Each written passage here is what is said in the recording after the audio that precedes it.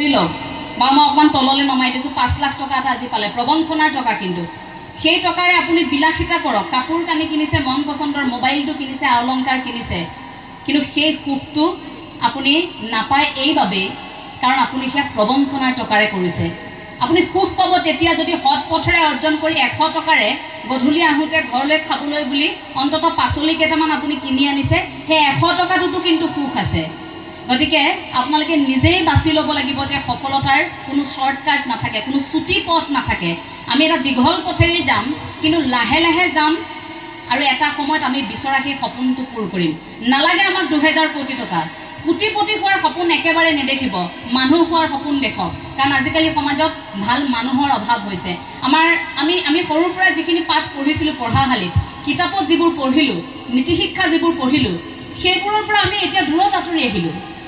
সেইবোৰ তাৰ মাজতেই থাকিল আমি আঁতৰি গ'লোঁ আমি সমাজৰ পৰা আঁতৰি সমাজমুখী ধাৰণাটোৰ পৰা আঁতৰি আমি সম্পূৰ্ণ এতিয়া বস্তুবাদী কোনে কি পিন্ধিছে কোনে কি খাইছে কোনে কিমান দামী গাড়ী চলাইছে কোনে কিমান টকাৰ গৰাকী কা বাৰ্থডেত কি খুৱাইছে আমুকৰ বিয়াত ছাগলী মাংস খোৱালে ইহঁতৰ বিয়াত ব্ৰইলাৰ মাংসহে খোৱালে এইবোৰ আলোচনা চলে এতিয়া আমাৰ সমাজত হয়নে কিন্তু এইটো ভাবি নাচায় সেইখন সমাজত যে সেইগৰাকী পিতৃয়ে গোটেই জীৱনৰ খৰচখিনি কৰি গোটাই সেই টকাখিনিৰে নিজৰ জীয়েকক বিয়া দিছে অন্ততঃ সেই মানুহ ঘৰত আমি অকণমান ভালকৈ এটা সাহস দিওঁ আমাৰ আলোচনাবোৰ তেনেকুৱা হৈ থাকিলে এইবোৰ অসমীয়া সমাজত নাছিল আগতে গতিকে সেই পৰিৱেশ পৰিস্থিতিবোৰ আহিলে কাৰণ আমি বস্তুবাদী হৈ পৰিলোঁ আমি আনক দেখুৱাবলৈ কৰিলোঁ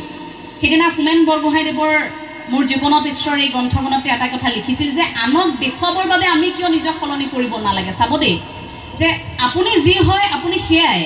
আপুনি নিজক আনৰ বাবে যে মোক মানুহে এনেকৈ ভাবক যদি মোৰ চৰিত্ৰটো ধৰক মই সাংঘাতিক উগ্ৰবাদী মোৰ চৰিত্ৰটো সম্পূৰ্ণ বেয়া মই সাংঘাতিক প্ৰবঞ্চনাৰে থকা এগৰাকী ছোৱালী তাৰ পাছত যদি মই আপোনালোকৰ সন্মুখত আহি ডাঙৰ ডাঙৰ কথা কৈ থৈ যাওঁ মোৰ কিবা লাভ হ'বনে বা তাৰ পৰা আপোনালোকে কিবা শিকিবনে নিশিকে এই যে আনক দেখুৱাবৰ বাবে আমি নিজক সলাব নালাগে মই যি হয় সেই ধৰণেই নিজক উপস্থাপন কৰিবলৈ চেষ্টা কৰক হোমেন বৰগোহাঁই ছাৰে মাছ মাংস খাই খুব ভাল পায় ঢকুৱাখানাৰ গতিকে ঢকুৱাখানাততো নৈ আছে মাছ খাই খুব ভাল পায় এদিন আকৌ দেউতাকে সুধিলে যে তই মাছ মাংস এৰিব পাৰিবি নেকি বুলি সুধি দিলে তেওঁ হোমেন বৰগোহাঁই ছাৰতো বিৰাট বেয়া লাগিছে ইছ ৰাম ইমান ডাঙৰ কথা এটা কৈ দিছে মাছ মাংস এৰাৰ কথাটো কৈ দিছে দেউতাকৰ প্ৰশ্নটোৰ উত্তৰটো প্ৰথমে নিদিলে গধূলি দেউতাকে আকৌ সুধিছে যে মই দিনত কথা এটা সুধিছিলোঁ নহয় মাছ মাংসৰ কথাটো তই মাছ মাংস এৰিব পাৰিবিনে নোৱাৰ মাছ মাংস এৰিব লাগিব তই যে দেউতাকে যে সুধি দিলে হোমেন বৰগোহাঁই ছাৰে ভাবিলে দেউতাইটো সুধিলে অকণমান লাজো পাইছে মই কেলৈ দেউতাই কোৱা কথাটোত মই কিয় উত্তৰ নিদিম মই পাৰিম মাছ মাংস এৰিব